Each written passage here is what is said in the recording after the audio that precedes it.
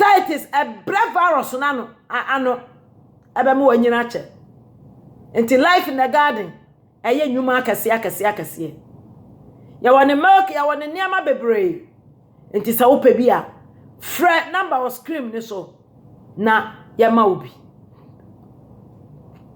maybe we can ship it to you. Life in the garden you need. And so this afternoon I am talking about a character behavior. Whether good or bad, you got to take it and to fix it up.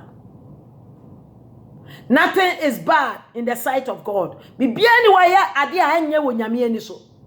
Wani so na wo hunu say enipa na oba na me ne tie wonye, be ma na me ne tie wonye, e wo wani so nyame ani so no wo hunu say nye. Abrabo nyina ya abotre, kasa kire, odonto boasie wo buo. Mebufu ameka de be wo madwene mu nyina kire wo eno so wo ho. Ba bre bia na esra urade se omo aye nti ne abehunu nyame no. Urade boa yen. Na abufuo mpo enye sedie. Nti abre bia wo pesa wo ne esu bia wo ne ne tie wo hunu sedie sitia sra wo nyame. Nyansa. Wisdom. It will carry you up towards whatever. What home. Nti na wiai. Sa wonsa ka audio na wotie bia no wo so ama wo nua bi. Efi se abrabo ya boy eyesu ni ade bobra no. Eda se mesu ebe ma matimi abobra pa ana metu ebe ma matimi abobra bone eye ne ma mienu. But we are talking about esu a wisdom, onyame wisdom eka ho. Esu a onyame nyansa aka ho. Sa esu no. Wo hunu wani so se ano odin chan enso so emfa so obeba so. Abribia no kuta sa esu a you are proud of yourself. On fellowship tokro bia wo bewuram. Eno ne ese why a fighter. Emre bi me kai se na Obama kasa na obo ne yira baso o se me da nyame asema me yire se ono na wa mama ye Obama enya me yira nka akonwan enka mantimi amedi hwe me to na ma bo me nsam ebema na montimi nka mfo mo yire no no se de o mu sitie no eye bone wai eye bone kamfo no se de o sitie biara papa ne kamfo ne yire mama ne je na me bom nsam ma no isra nyame nshira de ma no awrade nshira no sa wakai de ete no ho na eboa no obu wa wani nka yesa emwa biala wodi boa biala nya ne fe eye ne fe so oni anu a wode ka tito da bia so oba ne tisa no obi sasa na me kunu san wo sitie edru ba bia na oba na ba ma bi ya ungrateful. But ungratefulness, what the ye be enye ye. E bra sa nipa no, be ma bi wo ho a, na yire ne kwa nanimu a na ye ne ya. Enti dru ba bia esese ye de ayi, e de esika siesie. E ya wrong. E ya wrong. On person yire ne ba kwa nanim. E ma bebre be di adanse ya mekan.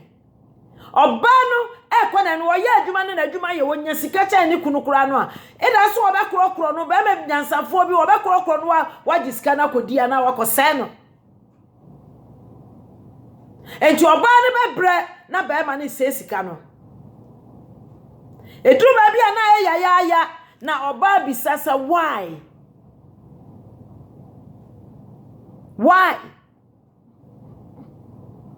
enti abribia no ese ya branding life no up ese ya toto niama ni yie pa na obi so wa wo tene no aya branko a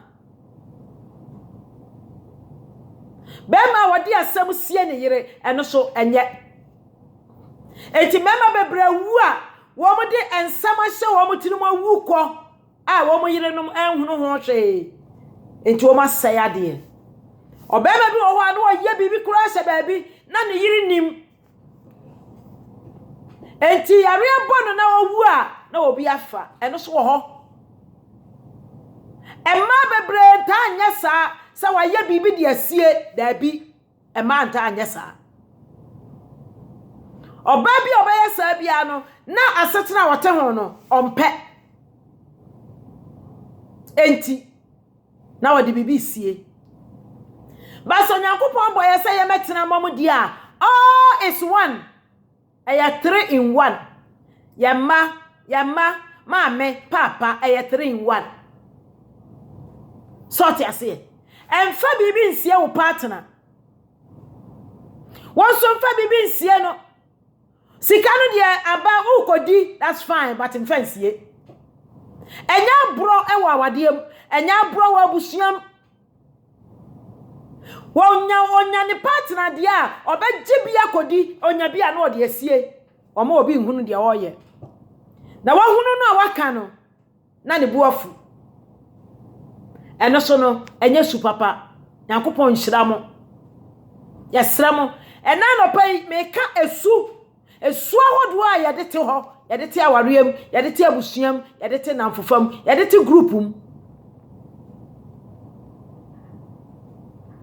se urade ma oba boafo a mesra so ni mu ye wate e ma na ni nya ne yada e ma obo mfo no da se de wote ya biara fa ne tenene e kana mu yegu e be boa pa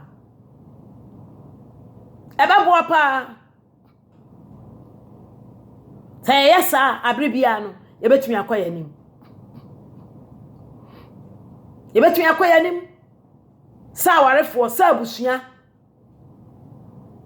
so na say ya anya sa de a ene abribia no ebeye problem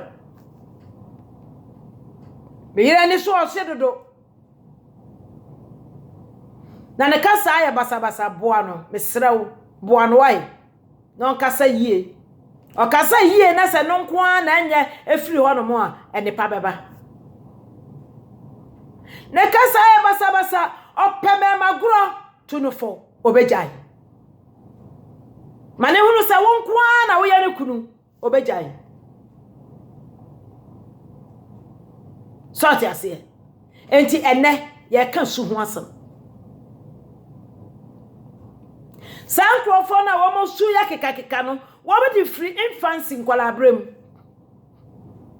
na eno na me kasa kire se sankwala abrem no sankwala na erezi wo mo no ya na ye di kan bo mo beye e ba akwala ni so enti wo benyini a ene pa free ni mo banyina ye nim se wo beyifo enti na sa nipa no e free ni mo ba enti yan kai papa na woni mo no beye no a enya no kure enipa biara nya esu biara nya me na ye agese de enye de principle nsam de ene ehun sabo nsam so timi wi enipa nya me abode obo ye nyina satan so opebi wa fabi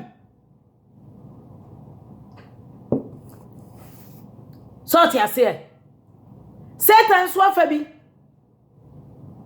enunti abribia wo hia nya me moa betumi aboa wo na watumi aye dan wo so watumi aye bie na ahye Kristo animunyam enti ana no pai emmo oba baye se na ni so o hye ammo ne baye se wo ye dindin so ammo ne baye Bible say ka kire meye da ye numu yi anu na hira o ehira na sanso adome enti de waka fa oba no ho bia no expect se bebam Jewish for me teacher bi no ya Jewish e wo high school babrochire enti na ya talk ayi as ye family talk ene waka se hwe Jewish for anopa bia ana family ni hia wo mutu nkwala no fo no o ma ye da wo hia dinner na say breakfast na lunch a wo mutu nkwala no fo no o ma popo so eniema kase wo be ye doctor wo be ye president wo be ye prime minister wo be ye MP no ma kan gu nkwala no so no case am pass nkwala no be nyina the same thing comes to pass adenti na ye de ebe anu ani ye dome ye ma ebe anu ani ye dome ye yere ebe anu ani ye dome ye kunu ebe anu ani ye dome ye ba enye enome no emra so asi ejaye kan sampa mane mrem akwara na ni so ohye sede enkura ka asempa ma ne mram obetimi aye boa oba no na onyini ye na nhye Yesu animunyam ade fon bia ni wanya nipa na ye ni ye nti obetimi aye me ame no kase me metu me mfare hwe fre me nkwala abramu nyina o na maame bi ka asem bi kire me maame wose maame sewa wo ba we se hwe ni ye pa na akwala we da cho na be kwa aburu kire be hwe wo o ka asem no na me wo hobi na menya mfie ba dumienu enso na me da so kai asem no kofi maame me wura mfi ni da ebia maame na wuso ote asenso a asebia maame ne kan ye no aye adwuma ne aye adwuma o ebia obia na no dome me katia ma papa bi kasai ebia obia na no so dome me a ebia nka ebetumi aye adwuma se me maame empe urade a enti ye bia ya no kansam papa to ye maso a ede abrabo papa etimi pagya akola no akola ni nimade abata bebre akola ni nimade teachers fo be harase akola no especially abrochi omuta esa pa obata no so bia so nimade ni onko sua adwuma no way the teacher fo be ka biara me kunu se dabi ye fa no nkoto class we wose dabi wo be hu na akola no be wie university baba akon wie university na eye wo mo nwanwa. And don't allow anyone to tell Obasa why you dummy. No. Obia anko ne said you will see nyini. Obetumi aba abedrum pempenso a wonyamepe. There's no dummy person a wonyame abo. No. Even the donkey wonyame de ne ye bibi. Ehye ne din wan wonyam. So ti ase enti ene esu ho asem e na ye kan. Enti no tie na tie biem na sa tie biem tokro bia wodi me bebra mu bia me kom nsuro ba bia die hye bia me kwa kofa ba fie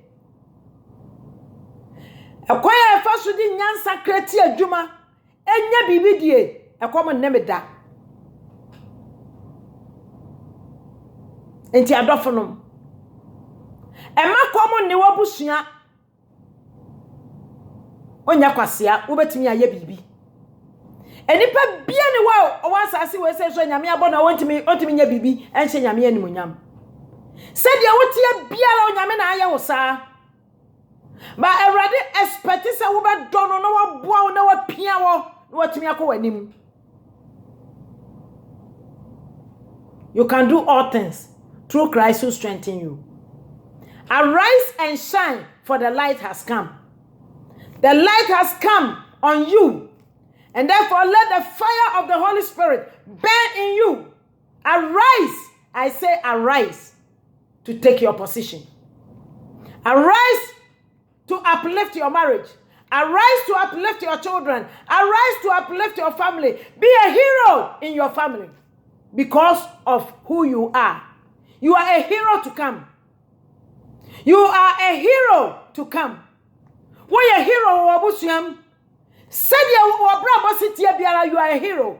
Let it be so and let it be done. By the will of God. Onyame betimi aboa. Ena no pay. Esu. Ye yesu ye. Yesisa su. Ema ne ya de pa. Kronfo bi kura ho no